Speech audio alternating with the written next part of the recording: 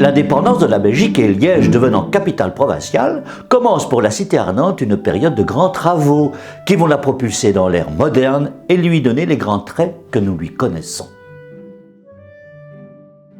Et d'abord, en 1835, est décidé le comblement d'un bras de Meuse en aval de la Sauvenière, et ce, jusqu'au futur quartier de la gare, lequel n'est toujours pas, pour l'heure, complètement sorti de terre. Le canal d'Avroy, du nom d'un antique village, devient ainsi notre boulevard d'Avroy.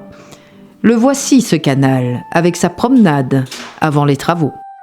Cette vue ancienne de Liège, datant du XVIIe siècle, montre l'île que dessinait le bras de Meuse. Plus exactement, une rivière nommée Avroy venait se jeter dans le bras de Meuse, à hauteur du pont d'Avroy, le bien nommé. C'est dans le prolongement de cette rivière que se constitua le futur boulevard.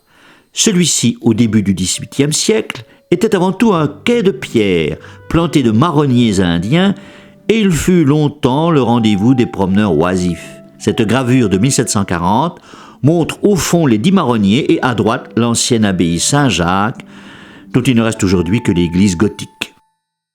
Dis donc, c'était assez pittoresque ce dédale de canaux. Pourquoi le changer ? La rivière d'Avroy s'était transformée peu à peu en égout à ciel ouvert. Le 19e siècle, qui sera le siècle du choléra, avait pris la mesure des travaux d'aménagement nécessaires à l'amélioration de l'hygiène publique. Le choléra ?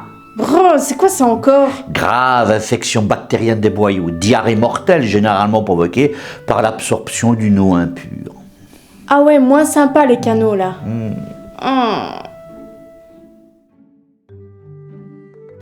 Une vaste pandémie de choléra, partie du Bengale, avait débarqué en Europe en 1826 et frappa la Belgique jusqu'en 1837, causant des dégâts effroyables dans la population des grands centres urbains, et en particulier à Liège. La province dénombra 499 décès dus au choléra, uniquement pour 1832. À l'époque où les antibiotiques n'existaient pas, le choléra était une infection mortelle, propre à l'espèce humaine et causée par une bactérie présente dans les eaux et les aliments, tous contaminés par les matières fécales. Les vagues épidémiques, très coûteuses en vie humaine, firent d'ailleurs connaître aux autorités le lien entre le choléra et l'insalubrité. Les ruelles et impasses furent nettoyées à la chaux, des désinfectants furent distribués, des travaux de collecte d'eau usée furent entrepris. Le boulevard d'Avroy fut donc d'abord une entreprise d'hygiène publique.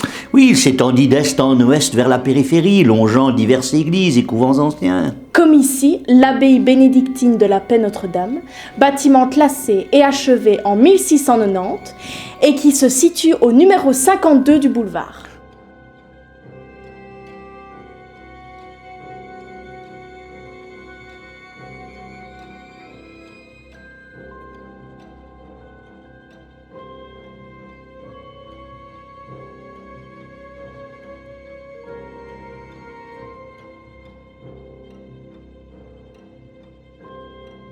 Ou l'église du Saint-Sacrement, reconstruite en 1750, et qui faisait partie du couvent des Augustins. Les Augustins étaient des moines mendiants qui sillonnaient les cités et les campagnes pour convertir, secourir et enseigner. Cet ancien couvent qui a donné son nom à une rue perpendiculaire du boulevard. La rue des Augustins.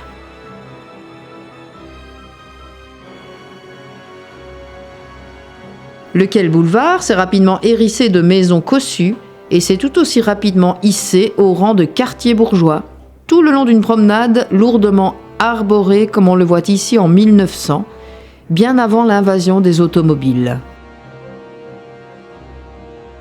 Ce fut aussi un lieu de détente et de villégiature, comme le prouve l'installation sur le boulevard, dès 1871, de la foire d'octobre. Mais il y avait aussi de nombreux kiosques à musique, qui diffusait bien avant l'invention de la radio en 1914 toutes sortes de musique pour toutes sortes de publics. Ainsi, le Trinquol fit les beaux jours des promenades sur le boulevard. Littéralement salle de dégustation, cet estaminet mondain fut édifié en 1880.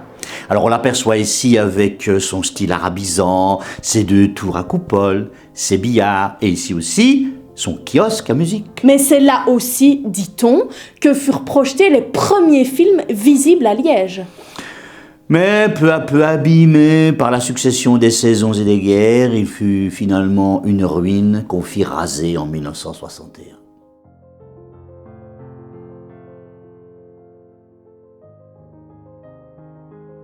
Il fut remplacé par un bâtiment au goût du jour, c'est-à-dire en béton, et destiné en 1982 à accueillir un musée d'art différencié, le MAD, qui expose et conserve des œuvres réalisées par des personnes atteintes d'un handicap mental. Le MAD Musée redevint le Trinkhall Museum en 2019, en souvenir de l'élégant salon athée de la Belle Époque.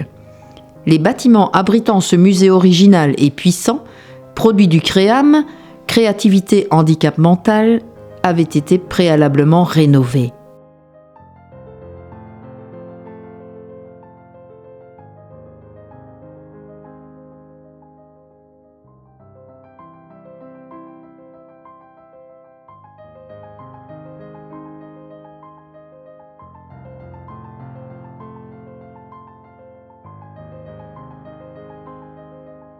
Enfin, il y a le parc d'Avroy, contemporain du Trinkhall qui l'entoure. Ce parc est la survivance de l'ancien bassin de commerce qui avait été aménagé sur 4 hectares et qui, trop petit, ne remplissait pas son office.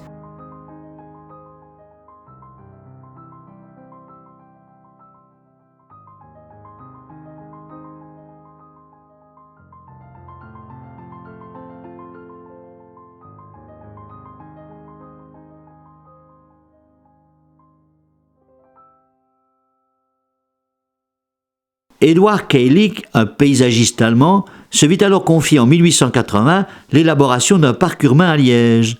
Le bonhomme, très inspiré par la tradition paysagère anglaise, qui laisse à la nature le droit de déborder, d'envahir, de jaillir, avait déjà aménagé le bois de la Cambre à Bruxelles.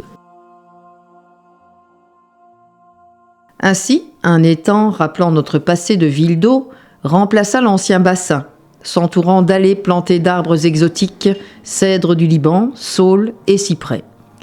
Outre un défilé de copies de statues antiques, acquises par la ville au moment de la création du parc, celui-ci offre un monument à la mémoire de Charles Rogier, édifié au bout du parc en 1905 à l'occasion des 75 ans de la Révolution belge.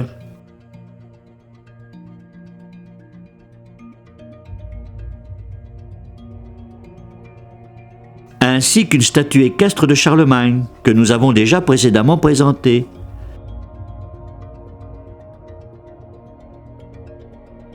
Sans oublier bien sûr le monument national à la Résistance, inauguré en 1955, dont on reparlera.